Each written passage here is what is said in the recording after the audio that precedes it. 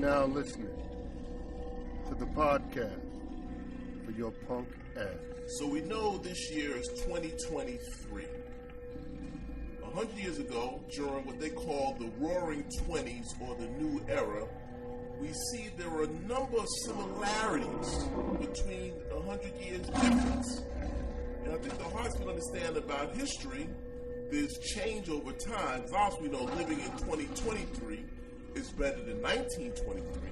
But we also know there's some ideas that still exist through that 100-year period. And when you study history, looking at change over time, the change, right? We have Wi-Fi. There was no Wi-Fi back in 1923. Flat screen TVs, no flat screen TV. But then continuity, there are certain ideas that we see continue to exist in this nation's history.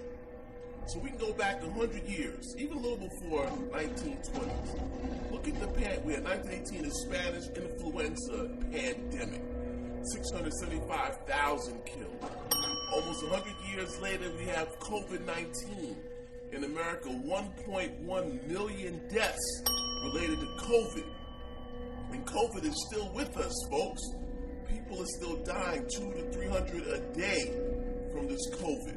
So even though the pandemic has been lifted, it's still part of our society. When we look back, whether it's the Spanish flu or what we see, the COVID-19, all the debates about mask, unmasking, science, anti-science, you saw those debates in 1918, the same exact debates. Stand clear of the closing doors, please. Another thing, 1920, the 19th Amendment was passed for women to have the right to vote. We see 2020, 100th anniversary of the 19th Amendment, and we see women's votes being very important in terms of the choice.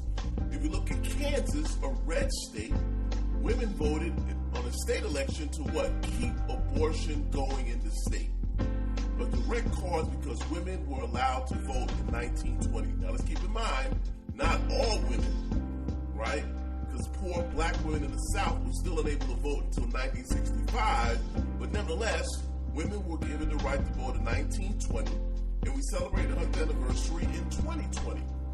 Also, we see in 1920, we have Marcus Garvey, the president of the United Negro Improvement Association. In August of 1920, he had a big movement in Madison Square Garden called the International Convention of the Negro Peoples of the World. 20,000 people packed Madison Square Garden to hear him speak. Wow, that was in August of 1920? That's incredible. All right? Yeah. So again, we see 100 years, how many things have changed? How much have stayed the same? Changed or stayed the same.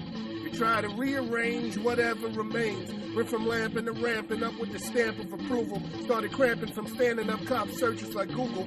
Delusional rappers, they only doodle in rhyme books. Yo, I'm brutally frugal from all the minutes that time took. So give me the lump sum after subtracting the taxes. We talking about the game or just talking about practice? Got backstage passes with unlimited access. You running with Philip Drummond or Conrad Bain. Cause reclining liberty is rewinding history. Reminding folks of how things used to be. Word. Through the 1920s, we see society was changing. America was becoming more what? Urban. Okay, people migrating to the cities. So you have urban spaces, New York, Chicago, LA, Atlanta, and rural spaces. And we see there was fear with these changes. And we see these same types of things going on in 2023. So we have what's called a moral panic, that there are people in America that are fearing of these changes. So during the 1920s, when more Catholics were immigrating to this country, more Southeastern Europeans, more Catholics, people, right? There was fear. Black people migrating from the South to the North, there was fear, a moral panic that society is moving away from their traditional values. Okay, Dave, moral panic. It's a mass movement based on the false or exaggerated perception that some cultural behavior or group of people is dangerously deviant and poses a threat to society's values and interests. Moral panics are generally fueled by media coverage of social issues. Media coverage, right? Let's look at it again. Cultural behavior of a group of people, deviant. So again, we see a moral panic after slavery, right? During Reconstruction, moral panic by white people that black people are a deviant group that are coming to attack white people. Immigration, Italians, right? Southeast Europeans, Jews coming to America. They're different, right? Deviant behaviors coming to change America. And we see this moral panic in 2023 with, of course, immigration, particularly because most immigrants come from what? Central America, Mexico, they speak Spanish, they're Catholic. Again, moral panic. We saw Donald Trump running on that, MS-13, that these groups they're criminalized and viewed as criminals. Moral panic. But the big boogeyman in 2023 or recently is the LGBTQ community. That's the big issue in 2023. And there's some data to back up. Why is all this fear of LGBTQ? I looked it up online. In America, there's 331 million Americans. 1.7 million are claimed to be trans. 1.7 million. But when you watch media and read the news, you think it's 700 million. Yeah, moral panic. Moral panic. Yeah. Mm-hmm. There's also other studies, which are interesting. People born 1946, known as traditionalists, self-identified 0.8% self-identified as LGBTQ, 92% straight heteronormative. Millennials, Gen Zers born between 97 and 2003, 16 to 20% say they're LGBTQ, while 75% say they're straight. There is the moral panic, folks. This is why you see in the states of Florida, we're banning books dealing with LGBTQ. We don't want to, we're protecting children and parents from exposing them to these numbers and these data. Because the argument is, if you expose kids to these communities, they are more likely to become LGBTQ. Even though heteronormative remains the majority. So again, we never look at the data and the numbers because that's what moral panic isn't about, data or numbers. It's about fear and power. A mass movement based on false or exaggerated perception.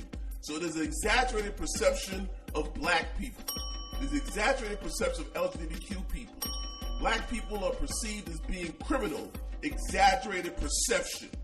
There's criminals in all races, but black folks as a group is perceived as criminal. LGBTQ, they're perceived as what? Pedophiles. This whole obsession with the bathrooms. Moral panic.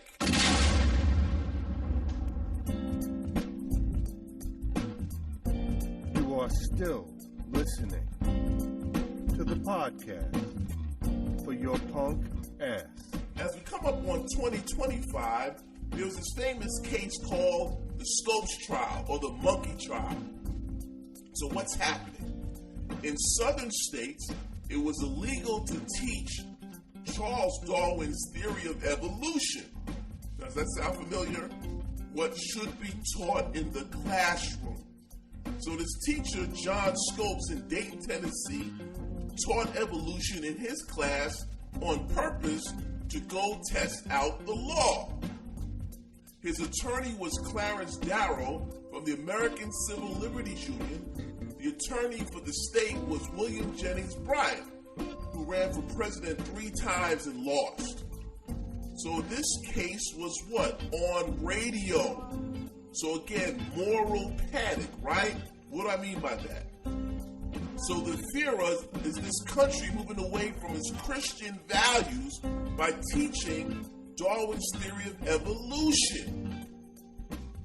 This sounds very familiar in 2023 when we don't want people teaching critical race theory or what they call CRT in K through 12, even though it never was taught in K through 12. Yeah, CRT, they're also banning certain books, right? Books that promote quote-unquote white hate or guilt being banned. Books talking about racism and sexual orientation being banned. So this is 2023. The Scopes trial was 1925. So in other words, at the core of the debate is what? Red states, blue states, urban, rural, right? Modernity versus traditional. When we say traditional values on culture, on race, on gender. That when you're a traditionalist, there's a natural order of things, right? For many, a little interpretation of the Bible. Men are this way, women are that way, families should be like this. Period. That's it. A modern thing is saying what? The studies show that gender's fluid, families are complicated, there's all different types of families, and this is the reality. I just gave you the numbers. Gen Zers, 20% identifies LGBTQ. There goes the moral panic amongst parents, right? That young people, 12, 11, 10, are now being exposed, right? Or they say LGBTQ is being forced down my throat through media, through corporations. And we see this recently with Target, Bud Light, and even Chick-fil-A caught some fire because they hired a diversity executive. Chick-fil-A, remember them? That they were in trouble years ago for supporting against gay marriage. So they hired a diversity person. Now there's movement on the right to boycott Chick-fil-A, which is closed on Sunday, which prides itself on Christian values, but it doesn't matter. We see Target, June is Pride Month, being criticized for what? Marketing towards LGBTQ populations. And we see the same with Bud Light. Their sales have decreased because they had a trans woman on a beer can. But what do corporations recognize? I just gave you the data. If more people, young people, are consumers, this is why Disney did what it did. Disney says we have all types of families coming to Disneyland to see Mickey, to see Pluto and Donald Duck. There's cash on delivery, any type of currency. Culture costs money, the killing sprees are free. They're free. Yo, it's too hard to handle. So for all lives matter, the whole culture is canceled. Like the first black league playing hockey on blades. Like Jack Daniels being made by a slave. A slave? So if it's more than one reason, will the pain remain stainless or is it permanent treason?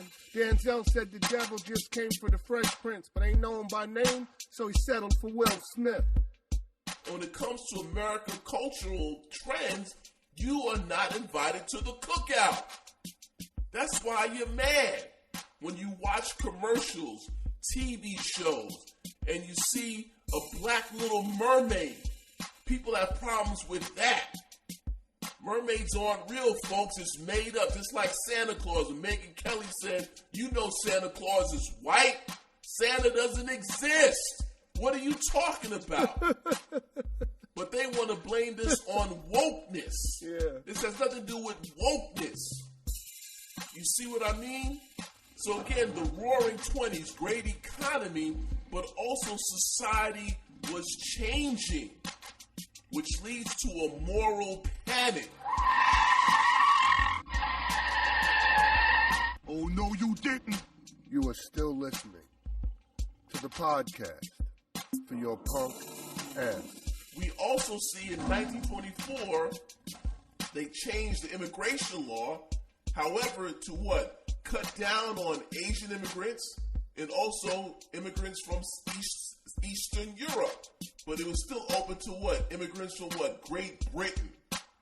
So this is the whole thing. In 2024, we have the next presidential election. These issues of immigration continue to be at the center of American policy. Right? So there's fear again. For some Americans, English will not be his number one language. It'll be Spanish. People get upset. If you go to LA, different parts of LA, everybody's speaking Spanish. The store signs are in Spanish. Even look at AT&T commercials. They're in Spanish.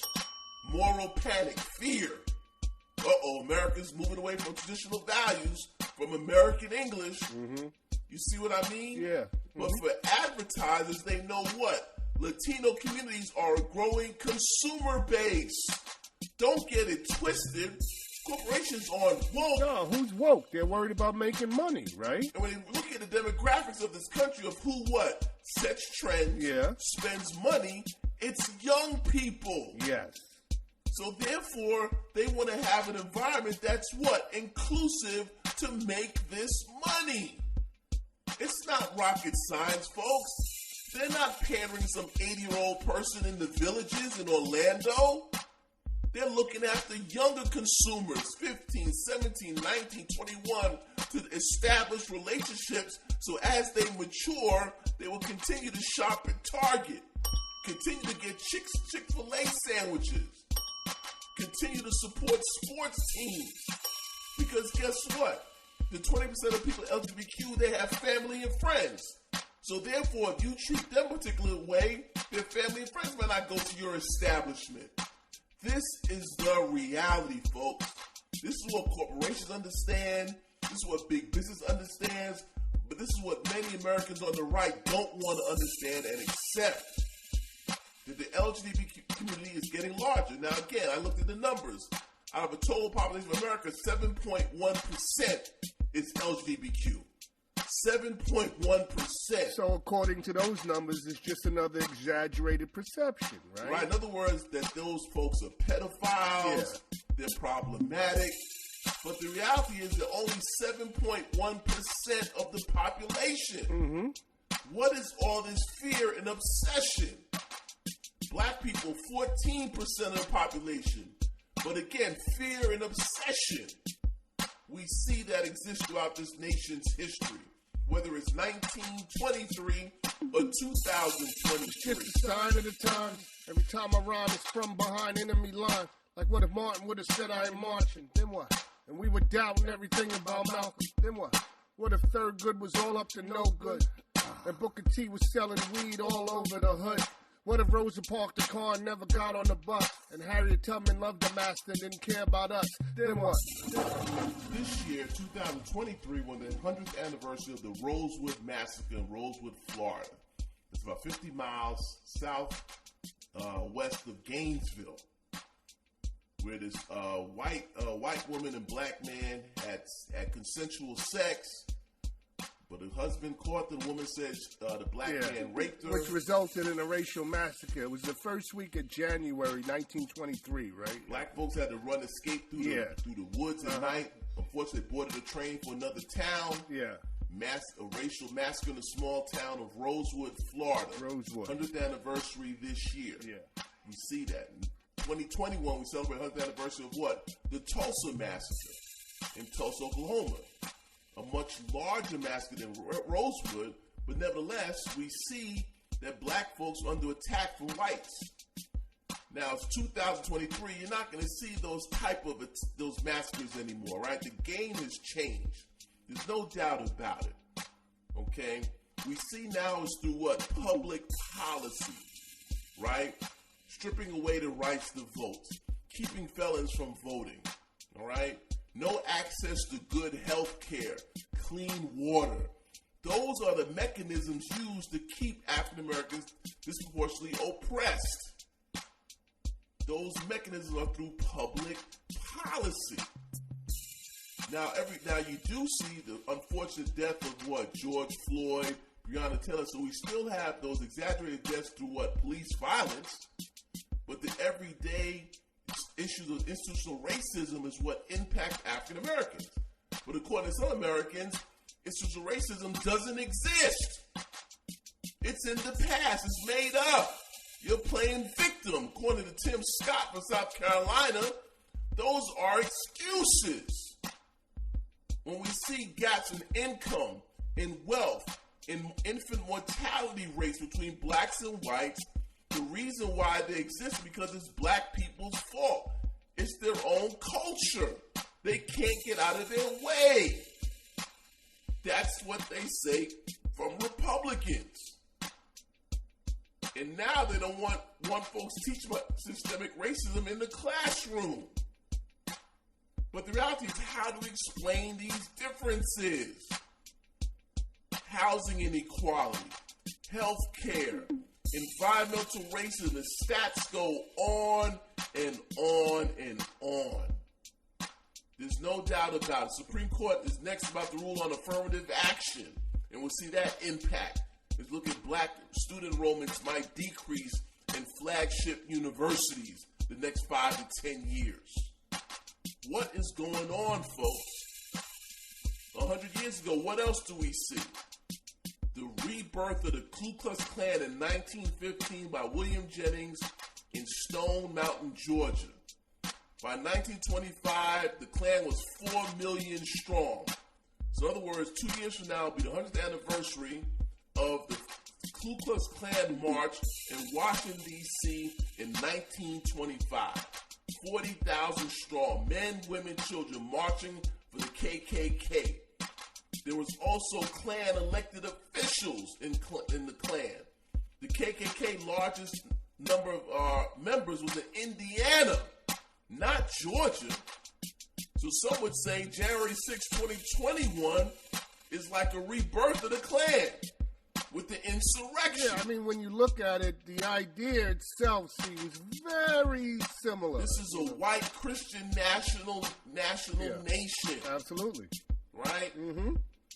And we see, and it's being run over by immigrants, blacks, LGBTQ, Jews, and America is going away from traditional values. Yes.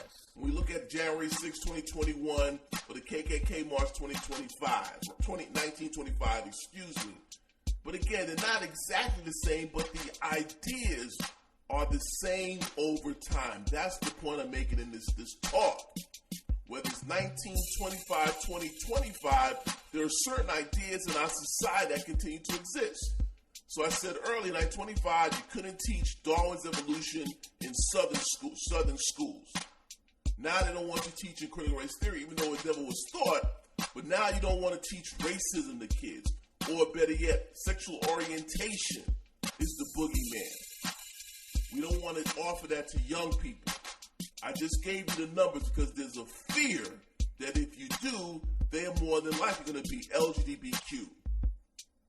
But the reality is the Constitution, folks, does not lead out sexual orientation, folks. Right? It talks about human beings, period. And LGBTQ folks are human beings that deserves first-class citizenship like everybody else. Why everybody's tripping? Black people are human beings, deserve to be treated as first-class citizens. Why is everybody tripping? You are still listening to the podcast for Your Punkass. Next year is 2024. We'll be celebrating the 100th anniversary of the Harlem Renaissance. The first two books that represent the Harlem Renaissance, one is by Jesse Fawcett called There Is Confusion, and Walter White published The Fire in the Flint. What was the Harlem Renaissance? It was a cultural art movement by black artists, not just in Harlem, but also Philadelphia, Chicago, Atlanta, any urban area of a black middle class of artists, educators, who are promoting the idea of African history, culture, black history and culture. There's also jazz, part of that movement in the 1920s. So next year is the 100th anniversary. And what do we see 100 years later? We see, again, because Hollywood's about making money, there's so much more content for African Americans, whether it's Prime Video, Netflix, Apple, Hulu. Yeah. Why? Mm-hmm. Because that's the market. Money. That black folks are a $1 trillion consumer industry, and Hollywood has figured out that it's good to show different representations of African Americans. And this was a central debate in the Harlem Renaissance between older writers and young writers. So older writers like W.B. Du Bois, they say, you know what? We want to show black people in a positive light to white audiences. Also, we have Alain Locke, author of The New Negro, 1925. It will celebrate its 100th anniversary in 2 years.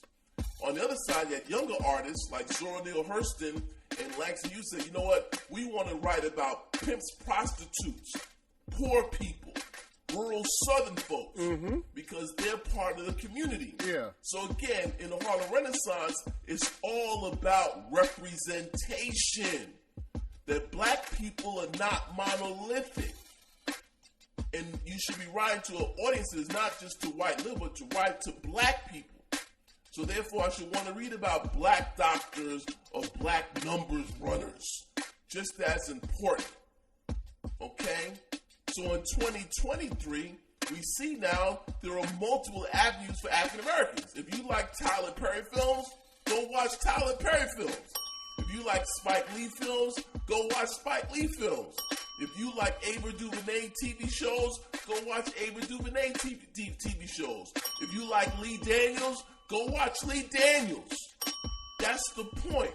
So 100 years later, we see now that there are more voices in black entertainment. Absolutely, yeah.